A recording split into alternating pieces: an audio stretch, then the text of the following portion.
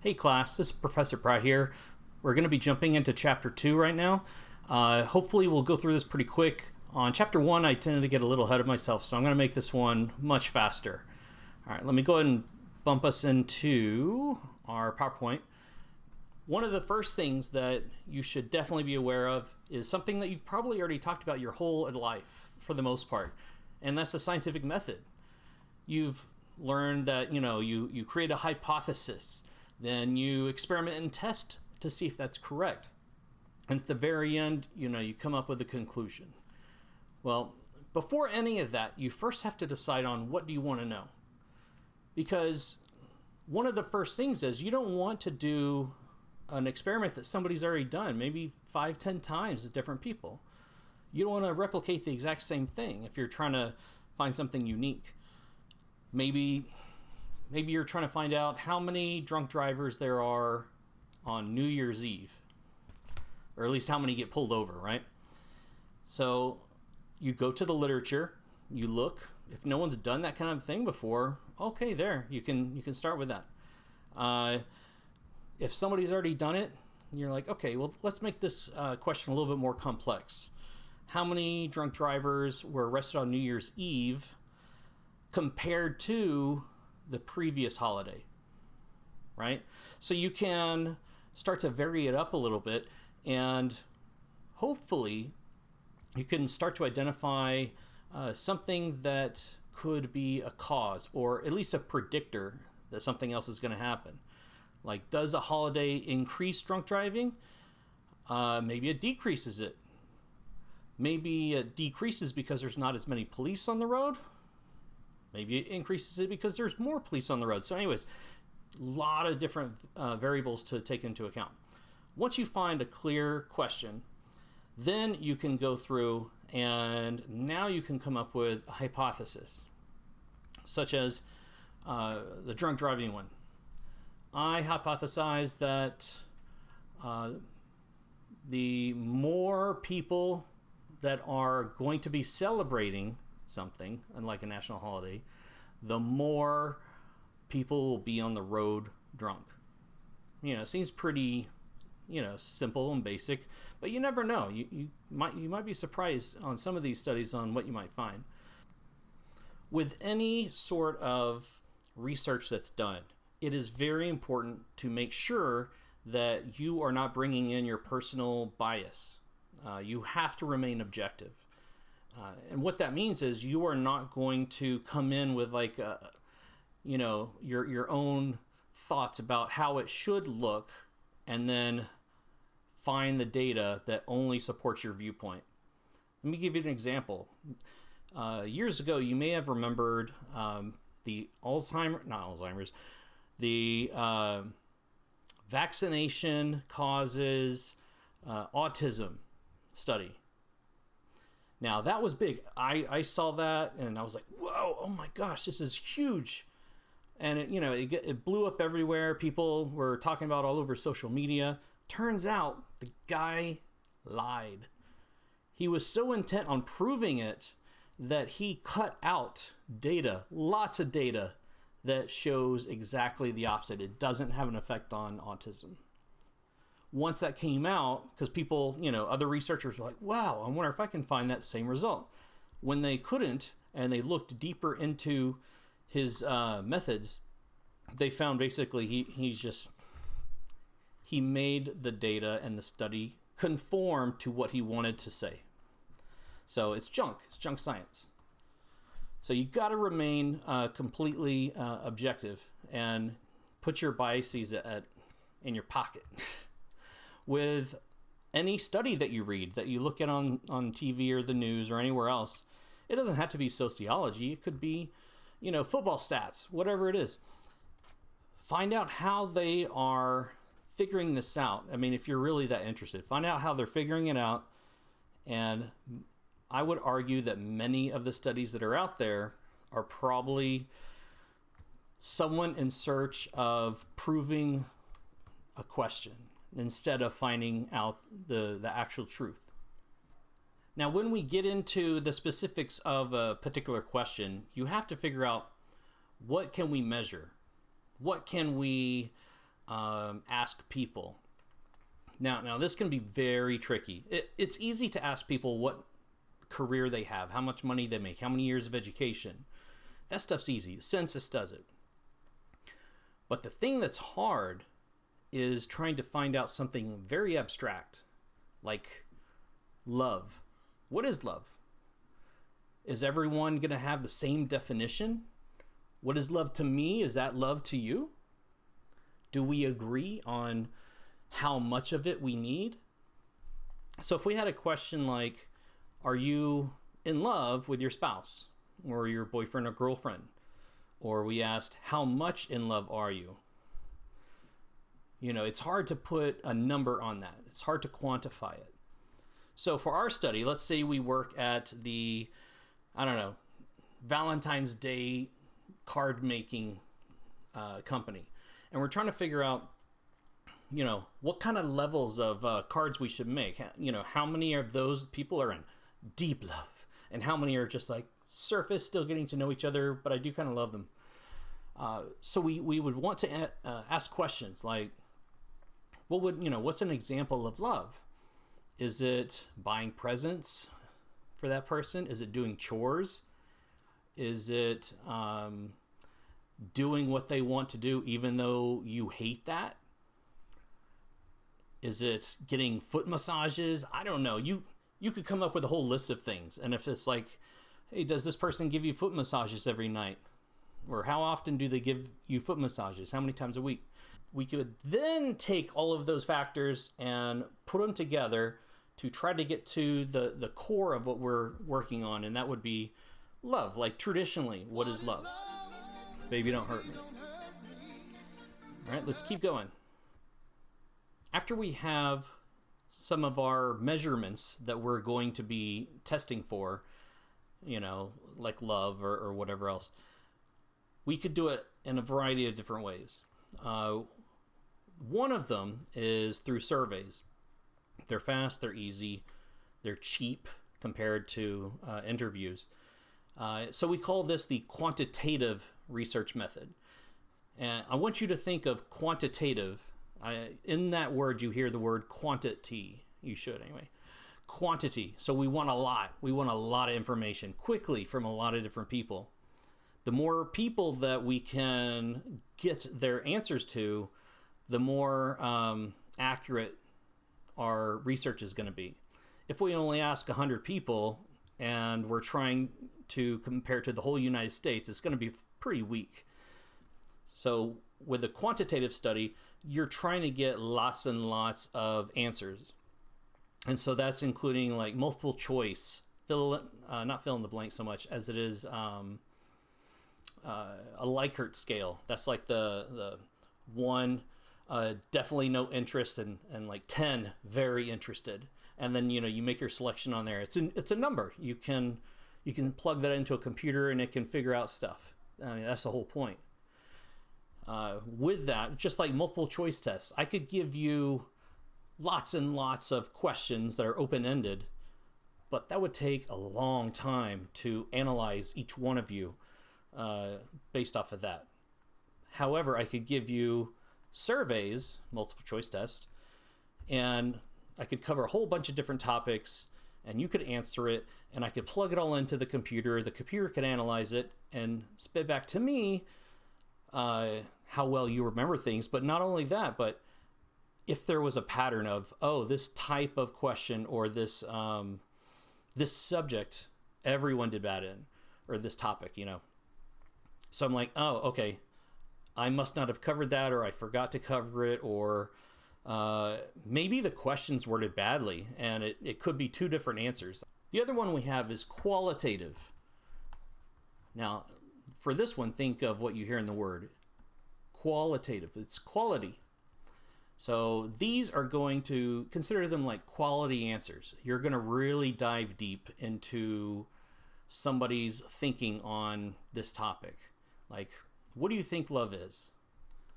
And they could go into this long, 5-page essay on what they think love is. Or it could be as simple as, 1 sentence. So a qualitative study is one that is more of kind of like an introductory study if you don't know the subject matter. For instance, Scientology. I'm not real familiar with Scientology. So if I wanted to study them and do like a multiple choice survey, which would be a quantitative survey, I don't even know what to ask. I don't know where to start. So I would need some sort of information, like I would have to obtain that information. Oh, hey, can I talk to you for a minute? What are the principles of Scientology? What are you expected to do on a daily basis? How many members are there? What are some of the things that people find controversial? Is there any infighting? And so on, right? You could then, from the answers there, you could take those and then put them over into a quantitative study and then submit that out to a lot of people. The other way is to take a qualitative study and you get kind of like a biography. You get like the general notion of what it's like to live within this particular group. One topic I really want you to make sure you're very clear on is independent versus dependent variables. This is something that I used to get mixed up all the time. Classes in the past have always mixed them up until we've like really dig into it. And just think of it this way. The dependent variable is the one that we're not going to touch, right? It's going to change depending on this other thing that we're going to mess with. So if we mess with our independent out here, we get to do whatever we want to this variable. Let's say it's education, right? And this is the kid's success in life. So if we lower the education level, does that have an impact on this kid's success or any kid's success? What does it show? Less education, more money, or less money? So it's like, okay, which one? All right, so let's change the independent variable. Let's look at people who had at least a bachelor's degree. Did that increase their social power, their career outcomes? Yeah, it does. It's one of the strongest relationships that we've noticed when doing research is education and career are virtually connected. All right, moving on, I wanted to briefly just go over reliability and validity. Two different things, and there's very important distinction between them. Think of a car. If you do a study, or a researcher does a study and gets an answer, like that autism and vaccine study, and then somebody else tries to copy what you did, which is fine. They're basically testing you if you just made it up or not. If they copy it and cannot get anywhere close to what you did, then that means it's not reliable, especially if you have several people doing it and they're all not getting what you got. So reliability is about, can this thing continue to produce the same results? Like a car, is it reliable? Is it always going to get you from point A to point B? Now, if it is reliable, then we can talk about validity. Is the study, what its conclusion is, does that answer really what the question of the study was? Like, let me explain. If I go on, let's say a news outlet, it could be Fox News or it could be MSNBC, and I say, do you think the president is doing a good job? Whoever it is, do you think they're doing a good job? Text this number, 1 for yes, 2 for no. And let's say I only look at the MSNBC's results. And then I get those results back, and it's like, let's say 90%, everyone like, yay. And then I report that. Everyone thinks, or 90% of Americans think that our current president is doing a great job. That's not valid. I completely ignored counter arguments. I've completely ignored everybody. If I did that, I'm only measuring those that are watching MSNBC and have tuned in on that specific day. and chosen to text at the same time. So we don't know what kind of population group that is. It could be, a whole bunch of people that are unemployed. Like if you do one of those like phone-in surveys, middle of the day, during when people work, people you get a hold of at home might be, stay-at-home parents. And then you never get the opinion of those that are working during the day. So you really got to think about, who am I measuring? Can I take this and apply it to everybody? So when you see those studies or when you see those surveys done by a specific news group, news outlet, if they only ask their own base, their own group of people that watch them, then you might as well just ignore it. It doesn't make any sense. It's just junk science. It doesn't mean anything. That would mean it's not valid. Using our last example of people who call in to a news outlet, the people who call in are the sample that the opinions of the sample that you're grabbing. Because if you're going to apply it to everyone in the nation, that's the population, you're only going to grab the views of a few, that's the sample, because it's just too long and too expensive to ask everybody. If you ask everybody, then your accuracy is going to be like 100%. But we can't do that. It's unrealistic. So we have to come up with ways to make it cheap and easy and fast. It's all about efficiency. No one's going to want to wait 10 years to ask everyone a single question, or however long it takes to get an answer from everybody. So what can we do then? We got to get a representative sample. And one of the best ways to do that is a randomized sample. Everyone in the nation has an equal chance of getting picked. There's many different types of sampling. Convenient sampling is just basically whoever you run into, sort of. It's like, oh, hey, here comes somebody walking. Let me ask them. Oh, here's somebody else walking by. Let me ask them. What do you think of divorce? Blah, blah, blah, blah, blah. And then you try to apply it to everyone in the state. It doesn't make sense. The nice thing about secondary data is they've already done the work. They've already sent out the questionnaires. So long as they did it right, you're assuming they did it right, like the Census Bureau, the American Community Survey.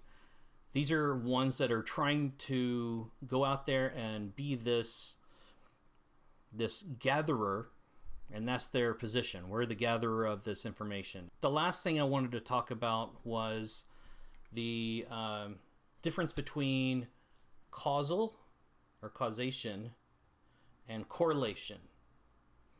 Now, one of the huge things that you're going to see in a lot of stories that get published is no doubt probably going to be correlation.